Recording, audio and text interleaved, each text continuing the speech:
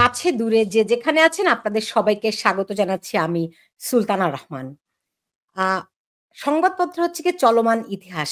সেই ইতিহাসে আমরা সবাই কোনো না কোনোভাবে যুক্ত হয়ে পড়ি এবং আ সেই ইতিহাস এমনই এক ইতিহাস যে সেই চলমান ইতিহাসের খণ্ড মিশ্রিত হয়ে পরবর্তীকালে একটা সম্পূর্ণ ইতিহাসের অবয়ব পায়। তারপরও ইতিহাস সম্পূর্ণভাবে উঠে আসে না। এটাই সত্য, কিন্তু প্রত্যেকেরই চেষ্টা থাকে, ইতিহাসবিদদের চেষ্টা থাকে যাতে করে একটা সামগ্রিক চিত্র ভিন্ন আঙ্গিকে উঠে আসে। তো আমি ছোটবেলা থেকে ইতিহাস আমার অত্যন্ত প্রিয় সাবজেক্ট এবং আপনাদেরকে জানিয়ে রাখি আমি যখন স্কুলে পড়ি, ইতিহাস আমার এতই প্রিয় যে আমি আর্টস পড়েছিলাম। যাতে করে ইতিহাস, রাষ্ট্রবিজ্ঞান এগুলি আরো ভালো করে পড়তে পারি এবং এসএসসিতে আমি ইতিহাসে লেটার নাম্বারও পেয়েছিলাম। এটি খুব বিরল। কলেজেও তাই এবং আমি আমার বড় হওয়া, বেড়ে ওঠা একটা রাজনৈতিক পরিবারের মধ্যেই এবং বাংলাদেশের রাজনীতির ঘটনা প্রবাহ শুনেই বড় হয়েছি। সেই রাজনীতি ছিল মুক্তিযুদ্ধ কেন্দ্রিক। আমার পরিবারের প্রত্যেকটা পুরুষ মানুষ ছিলেন মুক্তিযোদ্ধা। ফলে মুক্তিযুদ্ধের ইতিহাস শুনেই আমরা বড় হয়েছি। এমনকি আমার যখন জন্ম হয় তখন আমার বাবা ছিলেন জেলবন্দি, রাজবন্দি। কারণ তিনি ছিলেন মুক্তিযোদ্ধা। ফলে আমরা যে ইতিহাসের মধ্য দিয়ে বেড়ে উঠেছি, একটা শোনা ইতিহাস আর একটা লিখিত ইতিহাস। এর মধ্যে যে অসঙ্গতি সেটা সবসময় সেই ছোটবেলা থেকে আমাকে খুব প্রশ্নবিদ্ধ করত। যে কারণে আমার ইতিহাস অত্যন্ত প্রিয় বিষয় হয়ে গিয়েছিল। আমি ইতিহাসের পথ ধরে ইতিহাসের খুঁটিনাটি সম্পর্কে জানার সবসময় খুব চেষ্টা করেছি, এখনো করি।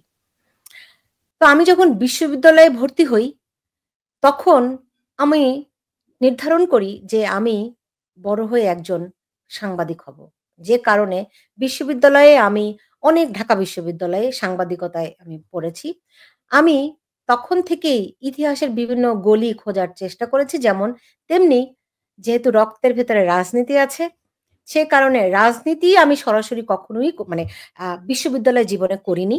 কিন্তু আমি বিভিন্ন প্রক্রিয়ার সঙ্গে সাধারণ শিক্ষার্থীদের বিভিন্ন আন্দোলনের সঙ্গে সবসময়ই যুক্ত দেখেছি। তাদের দাবি-দাওয়া নিয়ে আমার বিশ্ববিদ্যালয়ের জীবনে আমি নানান বিষয়ে আন্দোলনে যুক্ত থেকেছি, নেতৃত্ব দিয়েছি। আ সেটিও একটা অন্য প্রসঙ্গ, ওই বিষয়ে যেতে চাই না। কিন্তু আজকে এই বিষয়গুলি কথার কারণ হচ্ছে আমার বিশ্ববিদ্যালয় জীবনে আমি অনেক অসামান্য ব্যক্তিদের সঙ্গে পরিচিত হওয়ার, তাদের কাছ থেকে জ্ঞান আরোহণের অনেক সুযোগ পেয়েছি। ওই যে ছোটবেলা থেকে ইতিহাস আমার অত্যন্ত প্রিয় বিষয়, যে কারণে তাদের মুখ থেকে আমি ইতিহাস শুনতাম। আমার সাংবাদিকতা জীবনেও আমি সিনিয়র অনেক সাংবাদিকের স্নেহধন্য যেমন পেয়েছি, তাদের নিজেদের মুখ থেকে ইতিহাস শোনারও চেষ্টা করেছি। যেমন বঙ্গবন্ধুর স্বদেশ প্রত্যাবর্তন দিবস, কি ঘটেছিল সেদিন?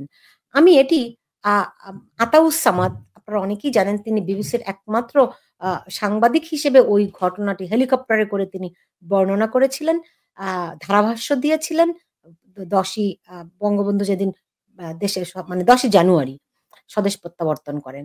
আমি তার নিজের মুখ থেকে এটি শুনেছি এবং তিনি এনটিভিতে থাকাকালীন, তিনি যেহেতু এনটিভির উপদেষ্টা ছিলেন, তখন তার অনেক সহচর্য পেয়েছি। সাংবাদিকতার আ নীতি, সাংবাদিকতার অনেক খুঁটিনাটি বিষয় যেমন তার কাছ থেকে আমি শিখেছি, তেমনি আমি আ ইতিহাসের অনেক বাঁক তার কাছ থেকে, তার নিজের দেখা বিবরণও শুনেছি। ঠিক তেমনি আরেকজন খুব বিখ্যাত সাংবাদিক বেবি মওদুদ। আমি তারও অনেক স্নেহধন্য ছিলাম। আমাকে অনেক স্নেহ করতেন বেবি মওদুদ এবং আমি বিশ্ববিদ্যালয়ে থাকাকালীন তার বিচিত্রায়, তিনি তখন বিচিত্রার সম্পাদক ছিলেন। বিচিত্রায় আমি আ আমি বিভিন্ন আর্টিকেল, নিবন্ধ লিখতাম এবং বিচিত্রায় বিভিন্ন কভার স্টোরি আমি করতাম গবেষণা করে। তখন আমি কিন্তু বিশ্ববিদ্যালয়ের ছাত্র। আমি একদম ফার্স্ট ইয়ার থেকেই সাংবাদিকতার সঙ্গে যুক্ত হয়েছিলাম। এবং বেবি মওদুদের সুবাদে বেবি আপা আমাকে এতই স্নেহ করতেন, কোনো ভালো কিছু হলে আপা আমাকে যুক্ত করতেন। আমি সত্যি খুবই কৃতজ্ঞ বেবি আপার কল্যাণে আমি রাজনীতির, ইতিহাসের অনেক কিছু জানতে পেরেছি। আমার সাংবাদিক জীবনকেও সমৃদ্ধ করার সুযোগ পেয়েছি। এরকম মানুষের নাম বলে আমি শেষ করতে পারব না। আ মা মুসা ভাইও আমাকে খুব স্নেহ করতেন। আমি তাদের কাছে যেয়ে এরকম সিনিয়র যাদেরকেই আমি পেতাম, আমি তাদের কাছ থেকে যেয়ে তাদের মুখে গল্পগুলো শুনতাম। আ আমাদের বয়সী তরুণ বয়সীরা সাধারণত আ সিনিয়রদের কথা বেশিক্ষণ শুনতে পছন্দ করে না। কিন্তু আমি খুব করতাম। কারণ ইতিহাস আমাকে সবসময় আকৃষ্ট করে। তো বেবি মওদুদের কল্যাণে আমি আরেক খুবই আ ইতিহাসবিদের সাক্ষাৎ পেলাম। তার নাম ডক্টর এনায়েতুর রহিম। তিনি আমেরিকার জর্জটাউন ইউনিভার্সিটির ইতিহাসের শিক্ষক ছিলেন। প্রফেসর আ ডক্টর এনায়েতুর রহিম তিনি বাংলাদেশে এলেন ঢাকা বিশ্ববিদ্যালয়ের ইতিহাস বিভাগের বঙ্গবন্ধুর চেয়ার হয়ে। সেই ডক্টর এনায়েতুর রহিমের অ্যাসিস্ট্যান্ট হওয়ার সৌভাগ্য আমি অর্জন করেছিলাম। আমি খুবই ধন্য যে আমি ডক্টর এনায়েতুর রহিমের অ্যাসিস্ট্যান্ট হতে পেরেছিলাম। তখন আমি বিশ্ববিদ্যালয়ে অনার্সে পড়ি। ২০৯৯-২০০০ সালের কথা আমি বলছি। তো বঙ্গবন্ধুর চেয়ার ডক্টর এনায়েতুর রহিমের অ্যাসিস্ট্যান্ট হিসেবে আমি বাংলাদেশের ন্যাশনাল আর্কাইভ থেকে শুরু করে বাংলা একাডেমির আর্কাইভ, ঢাকা বিশ্ববিদ্যালয়ের আর্কাইভ, হেন কোনো আর্কাইভ নেই যেখানে আমি যাইনি। আমার হাতের আঙুল কালচে হয়ে যেত ওই পুরনো ফাইল ঘাঁটতে। সে এক অসাধারণ অভিজ্ঞতা ছিল এবং আমি আমাকে অনেক সমৃদ্ধ করার সুযোগ পেয়েছিলাম এবং সবচেয়ে মূল্যবান যেটি আপনারা অনেকেই জেনে গেছেন এরই মধ্যে যে আমি বঙ্গবন্ধুকে অসম্ভব রকম ভালোবাসি। সেই ভালোবাসার বুনিয়াদ হয়তো খুব ছোট্টবেলায় পরিবার থেকে এসেছে। কিন্তু তারপরে যখন ইতিহাস ঘাঁটতে গিয়ে ইতিহাস এবং মানে কথ্য ইতিহাস আমি মুক্তিযোদ্ধা পরিবারের সন্তান হিসেবে আমার পরিবার এবং আশেপাশের মুক্তিযোদ্ধাদের মুখ থেকে যে বয়ান আমি শুনেছি, তার সঙ্গে আমার পাঠ্যপুস্তকের ইতিহাসের যে ফারাক, সেইগুলোর এই অসঙ্গতি থেকে ইতিহাসের যেই ইতিহাসে যেমন আমাকে আকৃষ্ট করেছিল এবং বঙ্গবন্ধুর প্রতি আমার এক অনন্য ভালোবাসা আমার ভেতরে তৈরি হয়েছিল। কিন্তু আমি যখন ডক্টর এনায়েতুর রহিমের সঙ্গে এই আর্কাইভ ঘাঁটতে বিভিন্ন জায়গায় কাজ করতাম, আমার সেই বঙ্গবন্ধুর প্রতি ভালোবাসা আরো তীব্রতর হয়েছিল। কারণ আমি দেখেছিলাম কি এক অনন্য মানুষ, কি এক অসাধারণ মানুষ, কি এক ভয়াবহ মানে দুঃসাহসিক নেতা, যিনি মানুষকে এত অসম্ভব রকম করে ভালোবাসতেন। আ মানে সেই ইতিহাস আমি প্রতিটা মুহূর্তে একেকটা আর্কাইভে তার যখন পত্রিকাগুলো ঘাঁটতাম, তার সম্পর্কে যেসব নিউজগুলি দেখতাম, আমি খুবই মানে মানে উদ্বেলিত হতাম। আমি ভিতরে আমার ভেতরে এক ধরনের স্ফুলিঙ্গর মতো তৈরি হতো। যে কি এক অসাধারণ নেতা আমাদের জীবনে, আমাদের এই বাঙালি জীবনে এসেছিলেন, যিনি আমাদের মুক্তির পথ দেখিয়ে দিয়েছিলেন। এবং আ ডক্টর এনায়েতুর রহিম বিভিন্ন ব্যক্তিবর্গের সঙ্গেও সাক্ষাৎকার গ্রহণ করতেন এবং সেই সাক্ষাৎকারগুলো আমি কম্পাইল করতাম।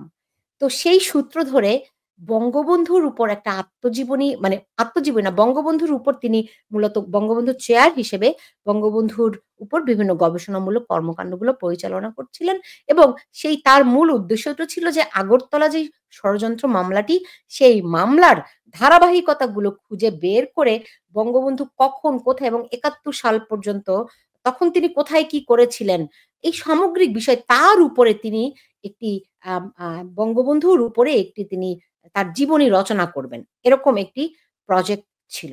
এর মধ্যে ২০০০ সালে স্যার আমেরিকায় চলে আসলেন এবং এর এর পরপরই আবার আ ২০০১ সালে আ বা সরকার পরিবর্তিত হয়ে গেল। ফলে ওই প্রজেক্টটি আর কমপ্লিট হয়নি। এবং যেই অসম্ভব রকমের তথ্য সমৃদ্ধ আমরা করেছিলাম, স্যার সেগুলি সবই মোটামুটি স্যারের কাছেই ছিল। আ যেটি পরবর্তীতে আপনারা অনেকেই জানেন যে বঙ্গবন্ধুর অসমাপ্ত যে আত্মজীবনী বইটি, এটি আপনারা উল্টো করে দেখছেন হয়তো অসমাপ্ত এই বঙ্গবন্ধুর অসমাপ্ত আত্মজীবনী বইটি আ এটি একটা অনন্য বই। এই আত্মজীবনীর মুখবন্ধ যেটি, সেই মুখবন্ধে আপনারা নিশ্চয়ই ডক্টর এনায়েতুর রহিমের নামটি জেনে থাকবেন। সেই মুখবন্ধে শেখ হাসিনা এটির মুখবন্ধ লিখেছেন যখন তিনি জেলে বন্দী ছিলেন ২০০৮ সালের দিকে। ২০০০ মা মানে ১/১১ র পরে আরকি। তো ওই সময়ে তিনি তার বঙ্গবন্ধুর অসমাপ্ত আত্মজীবনী বইটির যেই কিভাবে করে এই বইটি এলো এবং তিনি লিখেছেন যে আ আ বঙ্গবন্ধুর এই আত্মজীবনী বইটির যে তথ্য উপাত্তগুলো আছে, তিনি কেমন করে এগুলো পেয়েছিলেন। আ মূলত আপ আপ এই বইটি অনুযায়ী যে বঙ্গবন্ধুর যে অসমাপ্ত আত্মজীবনীর পান্ডুলিপিগুলো, সেটি ছিল বাংলার বাণী অফিসে বা শেখ ফজলুল হক শেখ মনির যে অফিস ছিল, সেই অফিসে তিনি এই পান্ডুলিপিটি পাওয়া গিয়েছিল আকস্মিকভাবেই। এবং সেটি অনেক পরের কথা। আমরা কিন্তু এই পান্ডুলিপি আমি কিংবা ডক্টর এনায়েতুর রহিম আমরা কিন্তু এই পান্ডুলিপির সন্ধান পাইনি। তো আমরা বঙ্গবন্ধুর উপরে যেই আ বিভিন্ন আ তথ্য উপাত্ত সংগ্রহ করেছিলাম, স্যার সেগুলো যখন আমেরিকায় নিয়ে আসেন এবং এই বইটিকে কেন্দ্র বইটি যখন আ আ যখন আ অসমাপ্ত আত্মজীবনী বইটি যখন লিখিত হচ্ছিল, সেই সময়ে আমার সঙ্গে অনেকবার যোগাযোগ করা হয়েছে যে আমরা কোন রকম তথ্য উপাত্ত দিতে পারি কিনা। কিন্তু আমি একজন অ্যাসিস্ট্যান্ট ছিলাম। আমার সব তথ্য উপাত্তই ডক্টর এনায়েতুর রহিম স্যারের কাছে দেয়া হয়েছিল এবং তিনি ২০০১ এর পরে কিন্তু আকস্মিকভাবে তিনি আবার মারা যান। তো যে কারণে ওই তথ্য উপাত্তগুলো সংগ্রহ করা হয়নি। কিন্তু মানে অসমাপ্ত আত্মজীবনীর যেই তথ্যগুলো এই পুরো পান্ডুলিপিটি পাওয়া গিয়েছিল শেখ মনি যাকে ৭৫ এর ১৫ই আগস্ট হত্যা করা হয়। সেই পান্ডুলিপিগুলো পরে শেখ মারুফ শেখ সেলিমের ভাই তিনি শেখ পরিবারের কাছে মানে শেখ হাসিনার কাছে হস্তান্তর করেছিলেন এবং বেবি মওদুদ, শেখ হাসিনা এবং শেখ রেহানা মিলে ওগুলো উদ্ধার করেছিলেন এই অসমাপ্ত আত্মজীবনী বইটি। আজকে এই দীর্ঘ ইতিহাসটি কেন বললাম? যে এটি এই অসমাপ্ত আত্মজীবনীতে যেই তথ্য উপাত্তগুলো দেয়া হয়েছে, সেগুলো কিন্তু বঙ্গবন্ধু যখন জেলখানায় ছিলেন, তখনকার যে জেলার তার আ সাক্ষাৎকার তার স্বাক্ষর সহ কিন্তু ওগুলি সব উদ্ধার করা ছিল। কিন্তু আপনারা জানেন যে ৫ই আ উম ৭৫ এর ১৫ই আগস্টের পরে আমরা যেগুলি শুনে, শুনে বড় হয়েছি, আমি নিশ্চিত আপনারাও অনেকে শুনে, শুনে বড় হয়েছেন। কতভাবে অপপ্রচার চালানো যায়। সেই অপপ্রচার অনেকের কাছেই আবার সত্য বলে ভ্রমও হয়। কিন্তু ইতিহাস তো এমনই যে ইতিহাস কোনো না কোনোভাবে উদ্ভাসিত হয়েই যায়। বঙ্গবন্ধুকে নিয়ে ৭৫ এর পরবর্তীতে যত রকম অপপ্রচার হয়েছে, সেগুলো কিন্তু বাতিল হয়ে গেছে। এখন এই ৫ই আগস্টের পরে কিংবা আমি যদি আরো সুনির্দিষ্ট করে বলি, এইবারের ২০২৫ এর ১৫ই আগস্টের পরে যখন সারা পৃথিবী থেকে প্রত্যেকটি বাংলাদেশী আমি বলি একমাত্র ওই রাজাকারের আন্ডা বাচ্চা বাদে প্রত্যেকটি বাংলাদেশী যখন বঙ্গবন্ধুর প্রতি ভালোবাসা জানালো, শ্রদ্ধা নিবেদন করলো, তাদের সম্ভবত মাথা খারাপ হয়ে গেছে। এখন তারা এমন সমস্ত আজগুবি জিনিসপত্র নিয়ে এসছে যে আ মানে খুবই হাস্যকর। বঙ্গবন্ধুর অসমাপ্ত আত্মজীবনী এই বইটিকে তারা বলছে যে এটি কোন আইজিপি লিখেছে হেন-রে তেন-রে। মানে এদের না আ আমার খুব আমার খুব লজ্জাবোধ করে যে এদের ন্যূনতম কোনো লজ্জা নেই। একটা যখন সংকলন করা হয়, একটা আমি বলেছি যে প্রফেসর এনায়েতুর রহিমের সঙ্গে আমি জানি তিনি কতভাবে কত জায়গা ঘেঁটেছেন ছোট্ট, ছোট্ট খুঁটিনাটি তথ্য উপাত্ত সংগ্রহের জন্য। এরকম যখন একজন ইতিহাসবিদ একটা কাজ করেন তখন আ এদের কোনো ধারণা নেই। এরা মনে করে যে মিথ্যা দিয়ে সত্যি, সত্যি সত্যকে আড়াল করা যায়। ফলে আমি আজকে এই প্রসঙ্গটি একটু তুললাম এই কারণে যে বঙ্গবন্ধু এমন এক আ অসামান্য মহামানব এমন যেটি প্রফেসর সিরাজুল ইসলাম চৌধুরী বলেছেন যে, তিনি হচ্ছেন মহাকাব্যের নায়ক। আমি বলি বঙ্গবন্ধু হচ্ছেন মহাকাব্যের মহানায়ক। অনেক পার্শ্ব চরিত্র আছে, থাকবে। সেই পার্শ্ব চরিত্রগুলোর ভূমিকাও অনেক সময় খুব গুরুত্বপূর্ণ। কিন্তু যে নায়ক, যে মহানায়ক তাকে তো আপনি সরিয়ে রাখতে পারবেন না। তাকে আপনি ঢেকেও দিতে পারবেন না। তা যতই অপপ্রচার করা হোক না কেন, যতই মিথ্যাচার করা হোক না কেন মহানায়কের ভূমিকাকে কেউ কোনোদিনও আ মলিন করতে পারে না। হয়তো আপাতত নানান রকম মিথ্যা দিয়ে আড়াল করতে পারা যায়, করা গেছেও আগেও। কিন্তু এখন এমন এক তথ্য প্রযুক্তির সময় যেখানে আপনি চাইলেও ওগুলো দিয়ে কিছু করতে পারবেন না। আপনাদেরকে যারা এইসব অপপ্রচারগুলো চালাচ্ছে তাদেরকে নতুন, নতুন কৌশল খুঁজতে হবে। সত্য দিয়ে সত্য লড়াই করতে হয়। তারা সেটি পারে না। আমি যারা আমার দর্শক রয়েছেন আজকে আমি অনুরোধ করব আপনারা অবশ্যই বঙ্গবন্ধুর অসমাপ্ত আত্মজীবনী বইটি পড়বেন। কারণ এটি বাংলাদেশের ইতিহাস। এমনকি এই বই পড়লে আপনি জানেন বাংলাদেশ নামে যে একটি রাষ্ট্র হতে পারে সেই ধারণাটি কোথা থেকে এলো। আমি বিশ্বাস করি আপনারা অনেকেই বইটি পড়েছেন। আ তবু আমি আজকে আমার অভিজ্ঞতাটুকু বললাম এই কারণে যে আমিও আ আ একটা অসামান্য ইতিহাসের ছোটখাটো এক কোণা দিয়ে হলেও একটু সাক্ষী এবং ইতিহাসবিদরা কেমন করে কাজ করেন সেটি জান জানার সৌভাগ্য আমারও হয়েছে এবং আমি আ খুবই ভাগ্যবান যে ডক্টর এনায়েতুর রহিমের মতো একজন ইতিহাসবিদের সঙ্গে কাজ করার সুযোগ আমি পেয়েছিলাম। যাই হোক আজকে এই আলোচনা এখানেই শেষ করছি। আমি আরেকটা জিনিস বলতে চাই আজকে বাংলাদেশে অ্যা কিভাবে করে ফ্যাসিজমকে ফ্যাসিস্ট একটি সরকার, প্রকৃত ফ্যাসিস্ট সরকার কেমন করে বাংলাদেশের আ বা কাঠামোকে সমস্ত কাঠামোকে ফ্যাসিস্ট বানাচ্ছে, সেই বিষয়গুলো নিয়ে আজকে আমি কথা বলব। কিন্তু তার আগে আপনারা জানেন যে বঙ্গবন্ধুর প আ এই ১৫ই আগস্ট বঙ্গবন্ধুর প্রয়াণ দিবসে সারা পৃথিবীর মানুষ যেভাবে করে তার প্রতি শ্রদ্ধা ভালোবাসা জানিয়েছে, এতে উদ্বেলিত হয়ে মানে একেবারে মানে আ উম তারা তারা কোন পথ খুঁজে পাচ্ছে না কিভাবে করে এই মুজিবকে তারা দমন করবে। কিন্তু মুজিব, বঙ্গবন্ধু এমন এক শক্তি যাকে কেউ ধ্বংস করতে পারবে না।